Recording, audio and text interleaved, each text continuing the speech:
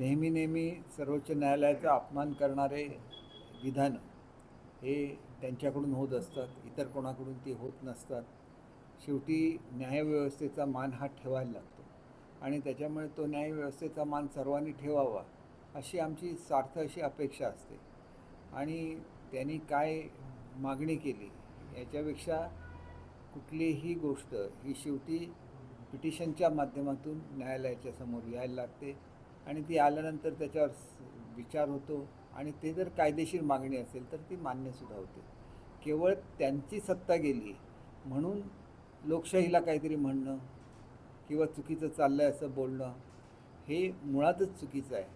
कारण ते स्वतः लोकशाही मानतात की नाही मला माहिती नाही, पण लोकशाही मानत असतील तर त्यांनी लोकमताचा आदर ठेवला पाहिजे.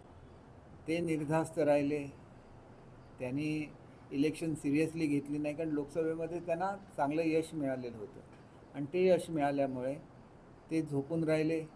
आमचं सरकार मात्र काम करत राहिलं, लोकांपर्यंत पोहोचत राहिलं, लोकांसाठी वेगवेगळ्या योजना, लाडक्या बहिणीसारख्या योजना आणल्या आणि त्याच्यामुळे मला असं वाटतं की योजना आणल्यानंतर त्याचा परिणाम जो लोकांवर झाला हे त्यांच्या ध्यानीमनीसुद्धा नव्हतं आणि त्याच्यामुळे त्या भ्रमात ते वावरले आणि त्याचा परिणाम हा त्यांना निवडणुकीमध्ये त्याचे परिणाम भोगायला लागले.